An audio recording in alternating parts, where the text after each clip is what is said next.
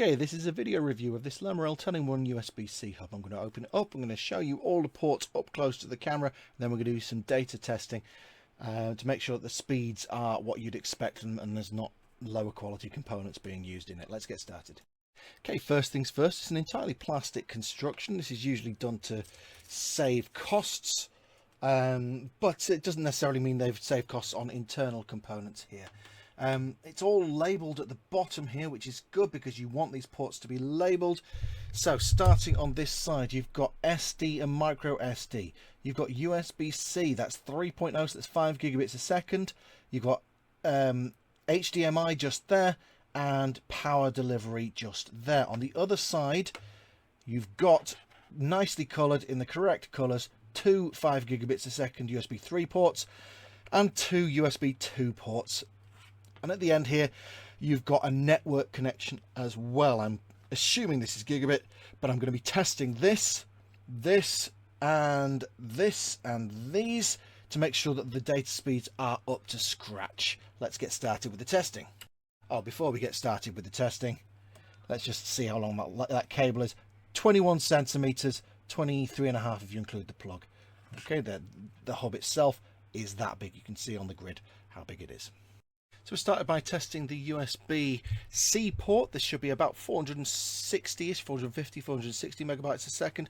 Yeah, 462 is a perfectly acceptable score for this. So the USB-C port is working at the 5 gigabits a second rate. That's great. Let's move on to the USB 3 Type A port. So we're now checking the USB Type A port. Again, it's USB 3 speed, so 5 gigabits a second is what we expect. So similar speeds to what we just saw. And yep, very similar speeds to what we just saw. Incidentally, I'm testing both of these ports using 10 gigabits a second SSD, so there's no bottlenecks. And it's coming through at the 5 gigabits a second speed. That's no problem. Let's check the SD card speed now.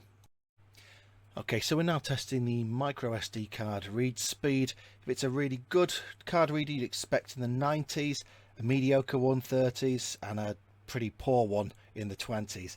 So it's not a great SD card reader. They've cheaped out a little bit on the SD card reader, and it'll work. It'll transfer photos, no problem, but you aren't going to get very good speeds for transferring it. So if you're planning on getting this for the SD card slot, yeah, it's a slow one.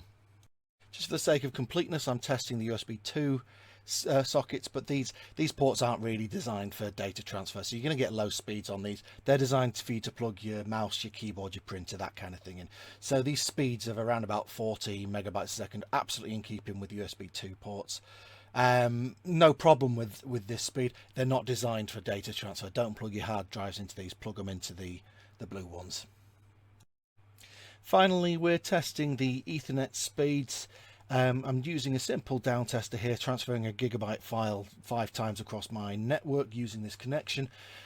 And it would normally be on a gigabit connection somewhere in the region of 400 megabits a second. So this speed here is just over half of what I would normally expect. So it's not the fastest network port either, if you're planning on getting this for network. The key to everything on this hub really is it will do it. It'll do a network connection, even if it's not the best. And this one's averaging, what's that, around about 23 roughly megabits a second. It's not a great score, but you'll get a network connection if you need to use it here. And you know what, you might not really notice it unless you're transferring files across your network. You might well not notice this particular speed. So all in all, yeah, it's not a bad little hub. For about 25 quid, you're getting a lot for that. A lot of different ports. None of them are the best, although the USB 3 ones are absolutely fine. We'll finish off by just testing the power delivery, and then we'll stop there. Okay, so we're going to do a power delivery test as the final test. It's currently charging this power bank at around about 18.2 watts. So now we're going to disconnect from here and connect into the power delivery port just here. And we're going to see what kind of difference you get when this hub is in the middle. Does that reduce power delivery? You'd expect it's going to have some sort of reduction on power delivery, but is it going to make a big difference? Let's just wait for a moment and allow this to stabilize.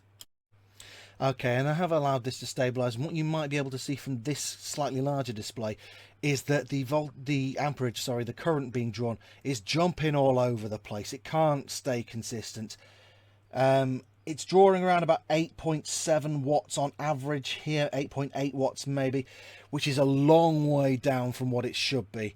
So power delivery, not a strong feature of this. It will provide power, but it is really jumping around all over the place. It's not going to be a stable amount of power that is delivered to your device there. Conclusions, well, you get a lot for your money. Usually a hub with all of these features would be a lot more expensive, and that's borne out by the testing here. They've obviously used cheaper components in certain parts of this. HDMI test, I did do that off camera. You can't really see it on this, so I didn't bother showing you, but HDMI works okay. USB-C speeds were absolutely fine for data. Similarly with these USB type A ports, all working exactly as you'd expect, full speed for those. Power delivery, not great. SD card reader, not great. Network speeds, not great. But they are there. To get a hub with all of those things on them would normally cost you in around, I would say probably around the £40–45 range. So it's cheaper, and the performance in some of the ports is lower. If you can live with that, it might suit you.